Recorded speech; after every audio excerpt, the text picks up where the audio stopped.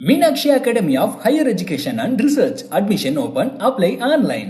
This summer, meet the magical mermaid at VGP Marine Kingdom from April 12th till May 31st, 2024. The Chennai Silks in Wow Summer Sale. Let the celebrations begin. Indian 2 ஓட இசை வெளியீட்டு விழால இயக்குனர் சங்கர் என்ன பேசினார் அப்படின்றத பத்தி தான் இந்த வீடியோல நம்ம தெரிஞ்சுக்க போறோம். மேடைக்கு வந்த இயக்குனர் சங்கர் அவர்கள் எல்லாருக்கும் வணக்கம். காலங்காத்தால ஒரு தூக்க கலக்கத்துல எழுந்திருச்சேன். அப்போ அனிருத் வந்து இதான் சார் இந்த படத்தோட பாட்டோட எல்லா ஃபைனல்ஸ் அப்படின்னு சொல்லிட்டு ஒரு ஃபைல் ஒன்று அனுப்பியிருந்தாரு. அதை கேட்ட உடனே தூக்கம் போய் எனர்ஜி ஆயிடுச்சு. அந்த அளவுக்கு பயங்கரமா வந்து பாடல்கள்லாம் பண்ணியிருக்காரு.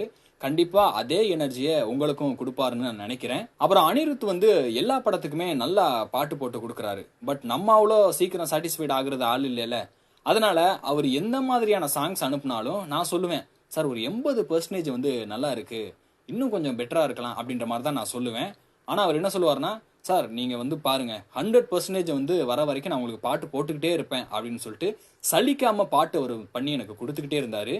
நீங்க சொன்னா நம்ப மாட்டீங்க, அவர் இந்த படத்துல கஷ்டப்பட்டு போட்ட பாட்டுனா அது தாத்தா வராரு பாட்டு தான். ஏன்னா அவர் எவ்வளவு குத்துப்பாட்டு தான் போடுவாரு, அந்த அளவுக்கு நிறைய வெரைட்டிஸ் வந்து கொடுத்துக்கிட்டே இருக்காரு. அதுக்கப்புறமா லிரிசிஸ்ட் தாமரை, கபிலன், ரோகேஸ் எல்லாருமே வந்து பாத்தீங்கன்னா ரொம்ப சூப்பரா பிடிச்ச மாதிரியான லிரிக்ஸை வந்து இந்த பாடலுக்காக எல்லாருமே எழுதி கொடுத்துருக்காங்க. நான் வந்து இந்தியன் 1 அந்த படம் முடிச்சதுக்கு அப்புறமா கமல் சார் வந்து என்கிட்ட சொன்னாரு, கண்டிப்பா நம்ம வந்து இந்தியன் 2 பண்ணலாம் அப்படின்னு அப்பப்போ என்கிட்ட வந்து சொல்லுவாரு. அப்ப நான் சொல்லுவேன், சார் எல்லாம் பண்ணலாம், பட் என்கிட்ட கதைன்னு எதுவுமே கிடையாது அப்படின்ற மாதிரி சொல்லியிருந்தேன் அந்த சமயத்துல.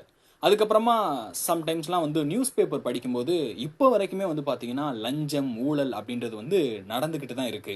ஸோ அதனால இந்த காலகட்டத்தில் இந்தியன் தாத்தா திரும்பவும் வந்தா எப்படி இருக்கும் அப்படின்னு நினச்சி தான் ஒரு கதை எழுதினேன். அதுதான் இந்தியன் 2ஓட கதை. இந்தியன் 1ஓட செட்டுக்குள்ள வந்து அந்த ஒரு கெட்டப்ல, இந்தியன் தாத்தாவோட கெட்டப்ல வந்து கமல் சார் அந்த டைம்ல வரும்போது எல்லாருக்குமே ஒரு கூஸ் பம்ப்ஸ் இருக்கும். சார் என்ன மாதிரியான ஒரு ஆக்டரா, பார்க்க எப்படி இருக்காரு இந்த லுக்ல அப்படின்னு. இந்தியன் 2ல அதே கெட்டப்ல அவர் வரும்போது அந்த கூஸ் பம்ப்ஸ் குறையாம இருந்துச்சு. இங்க வந்து எல்லாருமே வந்து பேசினாங்க, கமல் சார் வந்து அந்த கெட்டப்போட ரொம்ப கஷ்டப்பட்டாங்க அப்படின்னு. உண்மையாவே ரொம்ப கஷ்டப்பட்டாருங்க. ஏன்னா அந்த கெட்டப்பை போடுறதுக்கு 4 மணி நேரம் ஆகும், அதை ரிமூவ் பண்றதுக்கு 1 மணி நேரம் ஆகும். ஆனா இதை தாண்டி இதை விட கஷ்டமான ஒரு விஷயத்த வந்து இந்த படத்துல அவர் பண்ணியிருக்காரு. அதாவது ஒரு 360 டிகிரியில வந்து அவர் ஒரு ஆக்டராகவே நடிப்பாரு. எப்படி சொல்றேன் அப்படின்னா, ஒரு கேமரா டெக்னீஷியனா ஒரு டேரக்டர்லாம் என்ன நினைப்பாங்க அப்படின்னு சொல்லிட்டு எல்லாத்தையுமே சிந்திச்சு தான் அவர் வந்து ஒரு நடிப்பாரு. அது மட்டும் இல்லாம தன்னை வந்து அப்டேட் பண்ணிட்டு இருக்கக்கூடிய ஒரு அப்டேட்டான ஆக்டர் அப்படின்னே நான் சொல்லுவேன். ஏன்னா அந்த அளவுக்கு தொடர்ந்து அடுத்தடுத்த படங்கள்ல அவர் அப்டேட் பண்ணிக்கிட்டே போயிட்டு இருக்காரு. அதை நம்மளும் பார்த்துக்கிட்டு இருக்கோம். இந்த படத்துல அந்த கெட்டப்பை தாண்டி ஒரு சிறப்பான ஒரு விஷயத்த ஒன்று பண்ணியிருக்காருன்னு சொன்னல, அது என்னன்னா, இவர் வந்து ஒரு சீன்ல வந்து அந்த மேக்கப் ஒன்று போட்டுக்கிட்டு ஒரு ரோப்ல தொங்கிக்கிட்டு கையில வந்து டிராயிங் பண்ணிக்கிட்டே ஒரு டைலாக் ஒன்று பேசணும். அதே சமயத்துல ஃபேஸ்ல வந்து எக்ஸ்பிரஷனும் கொடுக்கணும். அந்த டைலாக் வந்து பாத்தீங்கன்னா பஞ்சாபில வந்து பேசணும். இப்படிப்பட்ட ஒரு சீனை எந்த நடிகராலையுமே நடிக்க முடியாது.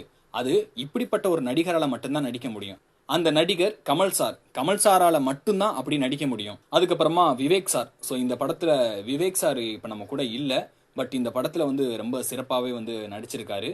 அவரு இந்த படம் வந்ததுக்கு அப்புறம் நீங்க கண்டிப்பா அவர் நம்ம கூட எப்பவுமே இருப்பாரு அப்படின்றத நான் நம்புறேன். ஏன்னா ஒரு நல்ல கேரக்டரை வந்து அவருக்கு வந்து கொடுத்துருக்கேன். ரொம்ப சிறப்பாவே சார் வந்து பண்ணியிருக்காங்க.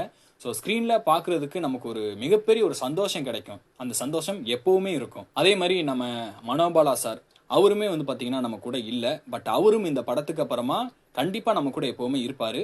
மனோபாலா சாரை வந்து இந்த படத்துக்காக அவரோட ஹேர் ஸ்டைல்லாம் நாங்க சேஞ்ச் பண்ணியிருக்கேன். அவர் இந்த படத்துல ஜெகன் கூட சேர்ந்து செம்மையா ஒரு லூட்டி அடிச்சிருக்காரு. கண்டிப்பா நீங்க அதை வந்து தியேட்டர்ல வந்து என்ஜாய் பண்ணுவீங்க. அடுத்ததா நம்ம சித்தார்த், அவரோட வளர்ச்சி இப்ப ரீசன்ட் டேஸ்ல பார்க்கும்போது ரொம்ப சந்தோஷமா இருக்கு. ஏன்னா ஒரு அவார்ட் ஃபங்க்ஷன்ல கூட அவருக்கு வந்து சிறந்த நடிகர் விருது வாங்கியிருக்காரு.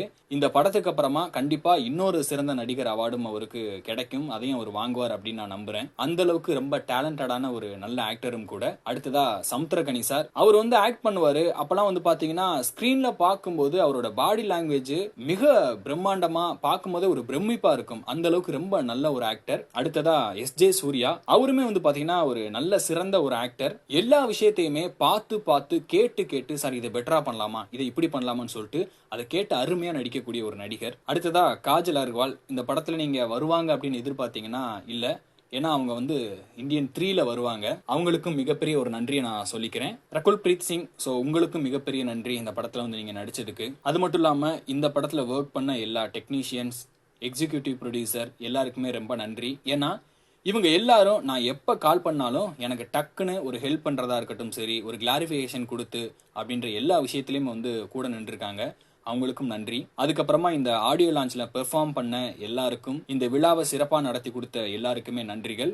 கடந்த ஒரு 6-7 வருஷமா ரொம்ப கஷ்டமான ஒரு வருஷமா தான் இருந்துச்சு எனக்கு.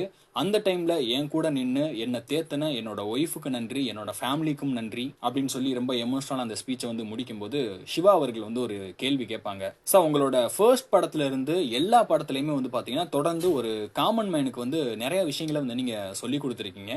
அப்படி இந்த இந்தியன் 2 படத்து மூலமா ஒரு காமன் மேனுக்கு நீங்க என்ன சொல்ல விருப்பப்படுறீங்க அப்படின்னு சொல்லி ஒரு கேள்வி கேட்டிருப்பாங்க.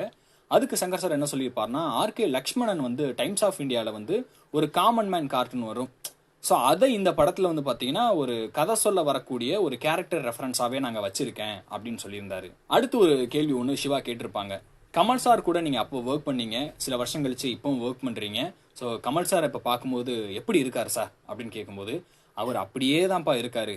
அப்போ பார்த்த மாதிரியே எப்போ பார்த்தாலும் கையில் லேப்டாப் வச்சுக்கிட்டு, ஃபோனை வச்சுக்கிட்டு, வேர்ல்டில் என்ன நடந்துகிட்டு இருக்கு, எந்த மாதிரியான ட்ரெண்டிங் போயிட்டு இருக்கு, எந்த மாதிரியான விஷயங்கள் வந்து சினிமாவில் அப்டேட் ஆகிட்டு இருக்கு அப்படின்னு தொடர்ந்து அவர் நிறைய விஷயங்கள் தெரிஞ்சு அவரை ட்ரெண்ட்லேயே வச்சிருக்காரு அப்படின்னு பயங்கரமா சொன்னதுக்கு அப்புறமா அடுத்து ஒரு கேள்வியை வந்து சிவா அவர்கள் கேட்பாங்க. சார், இந்த பேட்ரியோசம்னா என்ன சார், எப்படி இருக்கணும் ஒரு காமன் மேன், அதுக்கு ஏதாவது ஒரு பதில் சொல்லுங்க அப்படின்னு கேட்டோன்னே, அவன் எல்லாரும் அவனுங்க வேலையை பார்த்துக்கிட்டு நல்லபடியா இருந்தாலே போதும்பா, நாடு நல்லா இருந்துரும் அப்படின்ற மாதிரி சொல்லியிருக்காரு. அப்படியே பேசிட்டு யாரும் எதிர்பாராத வகையில ஒரு எக்ஸ்க்ளூசிவான ஒரு விஷயத்த ஒன்று சங்கர் சார் வந்து பண்ணியிருந்தாரு. அதாவது இந்த படத்துல இதுவரைக்கும் வெளிவராத ஒரு எக்ஸ்க்ளூசிவ் ஒரு போஸ்டரை வந்து ரிலீஸ் பண்ணியிருந்தாங்க.